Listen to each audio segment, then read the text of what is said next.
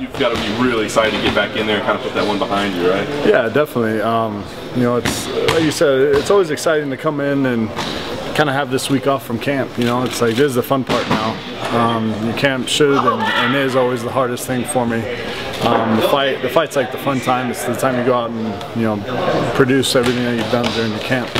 But yeah, you know, keeping that in mind with my last fight being a loss, I don't want to say nerves, but there's a couple extra butterflies running around, flying around a little bit, because you know, just keeping me on my toes, and it feels good actually, and I miss that little bit of I don't want to say like almost anxiousness, you know, like I just want to get in there and get after it.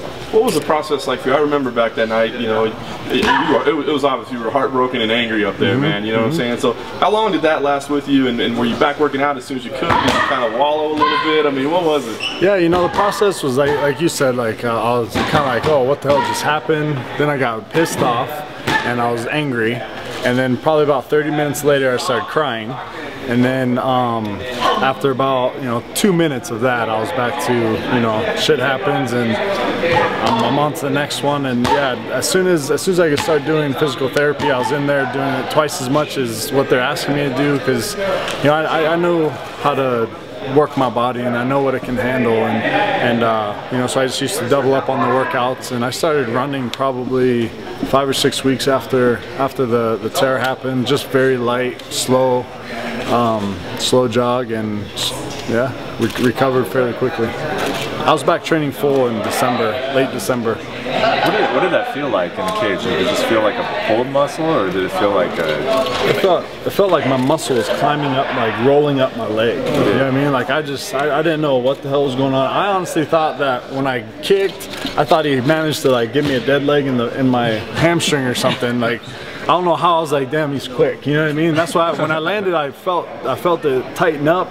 and then I tried to throw a punch, and I had no stability whatsoever, and ended up like halfway across the cage. And from there, it just started like feeling like it was rolling. You know what I mean? Just like, I don't know if you can picture your bicep just like curling up towards your shoulder. That's what it felt like. Is that physically what happens? Is when you tear something like that it does roll up like that? Usually, but mine was just a muscle tear. Mine was just a belly tear. So the actual muscle just separated like this, so it just wasn't, I couldn't use it, you know, like it had no strength whatsoever. But on a detachment, it'll like curl down, down your leg. Usually it detaches out of your pelvis and it curls down, which I was lucky when it didn't do that. That's like surgery and months of recovery. So I'm sure that when you were getting this fixed, that you learned a little bit about it. I mean, is it a halfway prevalent injury? It seemed like a weird one, you know, that when we were writing about it, it's like a hamstring tear. It's just something you don't hear about a lot, but does it happen quite a bit? You know, I think it happens a lot in other sports. Something that we've done to correct is we've started doing a lot of like uphill sprints, so you can't really like pull or tear your hamstrings, but now we're also doing certain exercises to strengthen my hamstrings. And it was funny because, not funny, but the camp leading up to that, I was talking to my strength conditioning coach, and I was like, hey, after this fight, I really want to work on my hamstrings, because that's something that I had felt that was maybe kind of weak or needed to be stretched out or something. And then just so happened that fight, it popped on me. It was really weird. You know, you could say it was this, that, or the other, but it is what it is. Coming into this fight, it's Gabriel Gonzaga, and he's on a 3-fight win streak. How prepared are you for his submission game? And I know you have Frank Mir down there now at Jackson, so has he helped you at all with those aspects? And yeah, definitely. You know, he's definitely helped my confidence. He's you know, just been enlightening me on more of the Brazilian Jiu-Jitsu mindset. You know, like what are you gonna be looking for here? What are you gonna be looking for there? You know, giving me that black belt feel. You know, there's a lot of black belts out there, but there's not a lot of black belt heavyweights. And so his weight, you know, he's 265, 270 when I was rolling with him. His strength and stuff like that really helped build my confidence. You know, and we have great wrestlers there. Guys that you haven't heard of, like Cody East, Anthony Hamilton. You know, we have Angel Cabral, he's like a Baby Huey. He's like 19, 20 years old.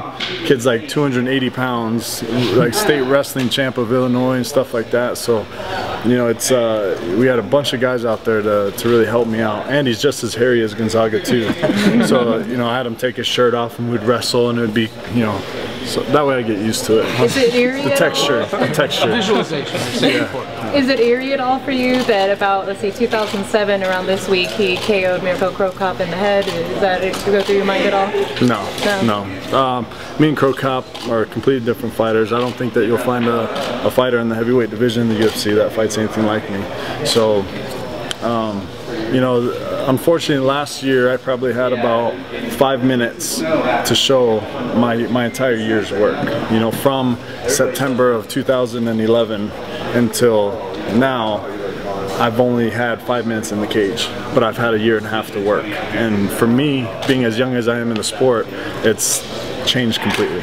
Now, Gonzaga said before his last fight he was going back to his roots, and he showed his guillotine choke. Have you studied old tapes of Gonzaga in order to prepare for this fight when they say something like that?